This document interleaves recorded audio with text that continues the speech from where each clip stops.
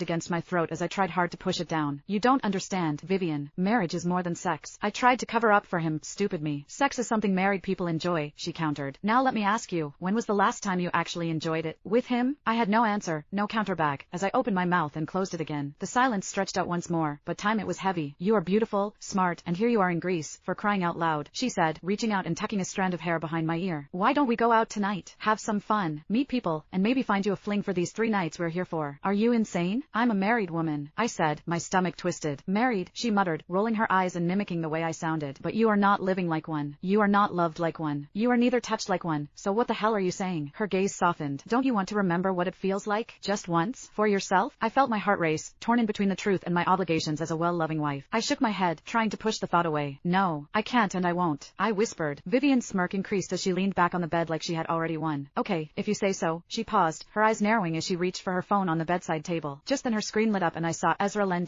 across, bright and unmistakable. Vivian froze for a second, then she casually ended the call before tucking the phone away like nothing had happened. I blinked, unsure if I'd really seen it right. Vivian, was that? She immediately cut in with a grin. Now, where were we? Oh right, about tonight. I couldn't find my voice. At one point I couldn't just suspect things and lose my best friend. I quickly shoved the thoughts to the back of my mind. Are you okay, Lauren? She asked. Definitely, I smiled. I know you better than you know yourself, and I promise you, Lauren Lennox, by the end of tonight, you won't be sitting in this room watching and touching yourself with the help of porn. Lauren POV. I stood by the hotel mirror as I admired my reflection. My arms were crossed over my chest. I was too exposed. As a married woman, the little black dress clung to my skin in ways I haven't dealt with for years. I quickly reached for a cardigan, which was fitted on the bed, with hopes of taming the outfit into something safer. I thought you were going to pick your call earlier, I muttered. I knew I trusted my friend, but I couldn't help the battle of scenarios going on in my head. I thought we both agreed on no calls, and by the way, that's just a friend calling. A friend I smiled as all the crazy thoughts in my head disappeared. At least I could actually say, my husband was not the only Ezra in the world. And just when I thought I could get away with the cover-up, Vivian slapped my hands away. Absolutely not. Vivian, I groaned. Definitely not happening under my watch. Her voice was final, her lipstick popped, red as blood as she adjusted the strap on my dress. If we are both going out tonight, I don't need that watered-down version of you who hid behind sweaters and excuses. Come on girl, look at you. I couldn't help but smile a bit, but I had a lot of doubts in my head. I told you I don't want to do this. I forged my tone, sharper than I meant it, but my nerves were eating me away. Her brows arched as she stared back at my reflection, before bursting into a quick laugh. The fact that you allowed me to zip you into this dress. Deep down, I know, you want this more than me myself. I turned back to the mirror, my heartbeat now unsteady. I guess it wasn't just about wanting it. Maybe it was about not wanting to sit alone in this room again, drowning in guilt and silence. To be honest, my husband's absence had left a hole I can't seem to fill, even when I clung to my vows. It's just one night, I whispered, and guess what? I had already given myself the what can go wrong speech. The street of Athens hummed with life as we both stepped out of the cab. I had on that black gown from earlier, my hair curled down grazing my waist, along with the Louboutin heels Vivian had shoved into my hands. The music spilled from the nearby shops, as laughter rose over the humming of bicycles, cars and small talk. Vivian held my hand as she led me, our